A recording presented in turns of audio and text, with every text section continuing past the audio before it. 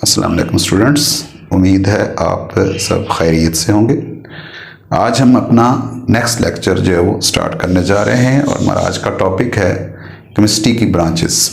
जैसा कि आपके इल्म में है कि हम इससे पहले जो है वो इसकी 4 ब्रांचेस जो है उनको डिस्कस कर चुके हैं और जो 4 हैं उनकी आज जो है वो नेक्स्ट जो रिमेनिंग है उनकी वीडियो बनाई गई है।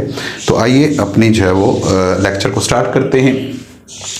इससे पहले आपको याद होगा कि हमने इंडस्ट्रियल केमिस्ट्री से पहले जो है वो बायोकेमिस्ट्री को पढ़ा था और बायोकेमिस्ट्री में हमने ये पढ़ा था कि उसमें हम उन कंपाउंड्स और प्रोसेसेस को डिस्कस करते हैं जो आम तौर पर लिविंग ऑर्गेनिजम्स के अंदर अकर होते हैं।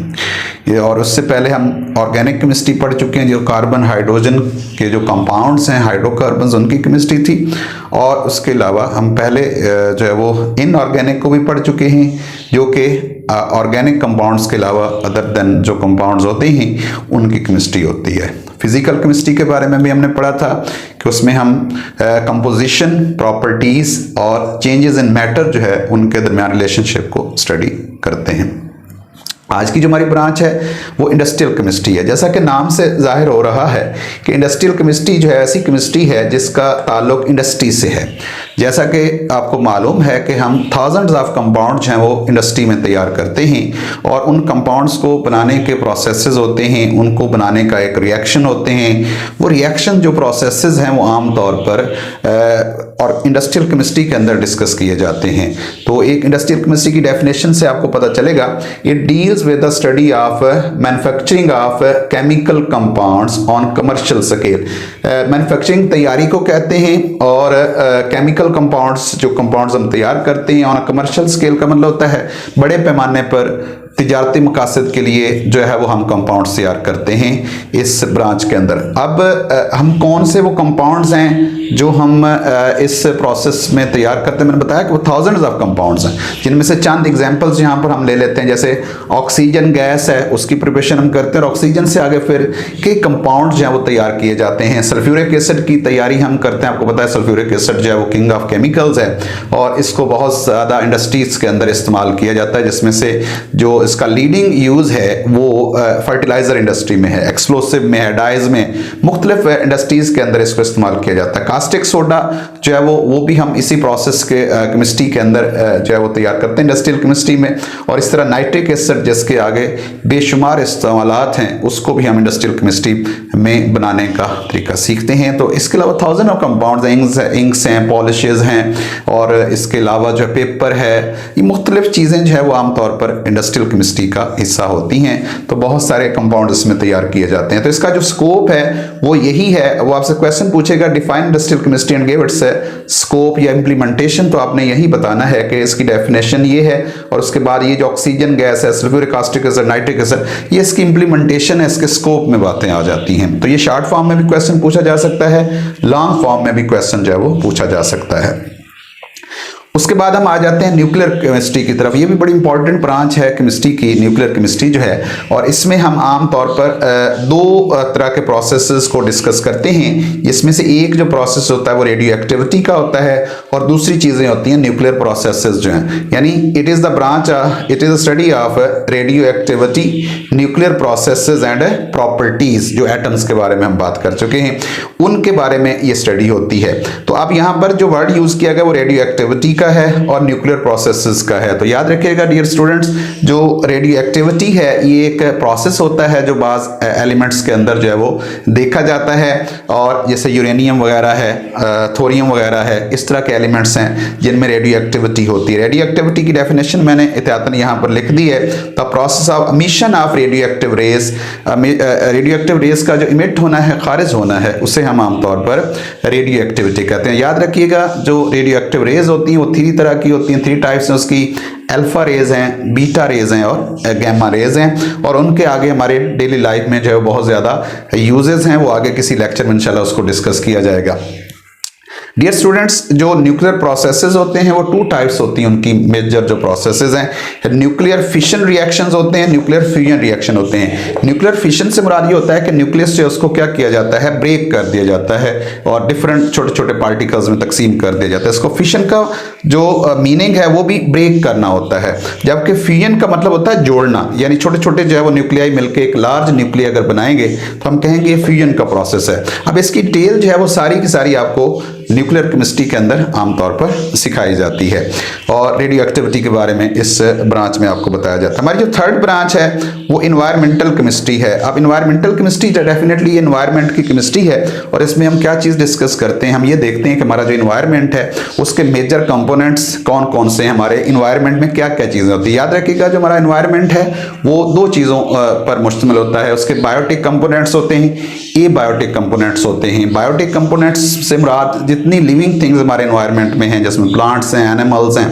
और इसके अलावा जो है वो डिकम्पोजर्स वगैरह होते हैं, ये सारे हमारे इन्वायरमेंट का बायोटिक कंपोनेंट्स होते हैं। Whereas abiotic components of environment includes all those substances वे सारा नॉन लिविंग, जो नॉन लिविंग है, लाइक एयर है, वाटर है, लाइट है, टेम्परेचर है, all these are non-living components of the environment. So we can write biotic components mean the livings of environment, जो हमारे environment की living चीज़ें होती हैं, and abiotic means non-livings of the environment, जो हमारे माहौल के नॉन लिविंग पार्ट्स होते हैं, उनको जो है वो हम इस केमिस्ट्री के अंदर डिस्कस करते हैं, इन्वायरमेंटल केमिस्ट्री में। और साथ ये भी देखते हैं कि ये जो हमारे लिविंग और नॉन लिविंग इन्वायरमेंटल कंपोनेंट्स हैं, ऐसे कौन सी ह्यूमन एक्टिविटीज़ हैं जिसकी वजह से ये इफेक्ट हो रहे हैं, इनको नुकसान पहुंच रहा है, और वो ह्यूमन एक्टिविटीज़ जो हैं वो कौन कौन सी हैं वो भी यहाँ पर बताई गई हैं।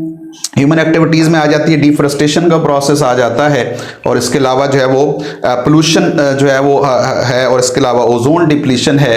ऐसी बहुत सारी जो हमारी एक्टिविटीज़ हैं जिसकी वजह से जो हमारा इन्वायरमेंट है उसके कंपोनेंट्स ए बायोटिक जो हैं वो और बायोटिक वो दोनों उनको डैमेज हो रहे हैं, उनको नुकसान पहुंच रहा है। डेफिनेशन का यही पार्ट है, it is the study of components of the environment and effect of the human activities on environment, environment के ऊपर इंसानी सरगर्मियों का जो है वो क्या असर है, वो हम आम तौर पर इन्वायरमेंटल केमिस्ट्री में स्टडी करते हैं। होप आपको पता चल गया होगा कि इन्वायरमेंटल केमिस्ट्री जो है वो बेसिकली कंपोनेंट्स ऑफ इन्वायरमेंट और उसके ऊपर ह्यूमन एक्टिविटीज़ के जो इफेक्ट्स हैं उनकी केमिस्ट्री होती है।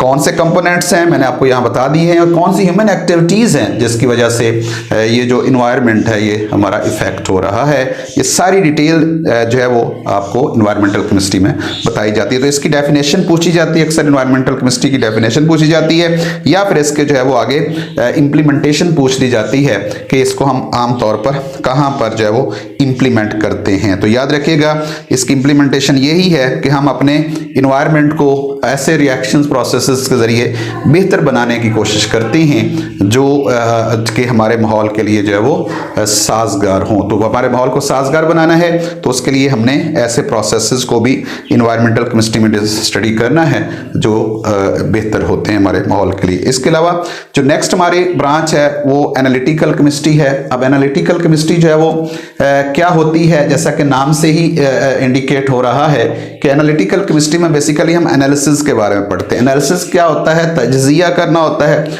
और तज्जिया करने से मुराद ये होती है कि आपके पास it is the study of separation and analysis of a sample. आपके पास जो भी सैंपल दिया हुआ है, जो भी आपके पास एक नमूना दिया हुआ है, सैंपल्स क्या होते हैं, लाइक ब्लड है, वाटर है, सॉइल है, ये हमारे सैंपल होते हैं। इनको हम क्या करते हैं, इनके इन्वायरमेंटल एनालिटिकल केमिस्ट्री के अंदर हम इनके जो मुख्तलिफ कंपोनेंट्स होते हैं उनकी सेपरेशन भी करते हैं, उनको आइडेंटिफाई भी करते हैं। तो सेपरेशन और आइडेंटिफिकेशन जो होती है वो किस में की जाती है, एनालिटिकल केमिस्ट्री में की जाती है। जैसे मैं बता चुका हूँ कि हमारे जो सैंपल्स होते हैं, मिसाल के तौर पर बात कर रहा हूँ कि वो उसमें आ जाता है ब्लड है, जैसे हम जाते हैं टेस्ट करवाते हैं, ब्लड टेस्ट होता है, ब्लड टेस्ट टेस्ट में क्या किया जाता है, वो लेबोरेटरी वाले क्या करते हैं, सबसे पहले वो क्या करते हैं कि बताते हैं कि हमारे ब्लड के अंदर कंपोनेंट्स कौन कौन से हैं, रेड ब्लड सेल्स कितने हैं, व्हाइट ब्लड सेल्स कितने हैं, प्लेटलेट्स कितने हैं। ये कहते हैं कि उन्होंने उनको अलग किया है और फिर उसके बाद ये बताते हैं कि आपके ब्लड के अंदर रेड ब्लड सेल्स के नंबर्स कितने हैं,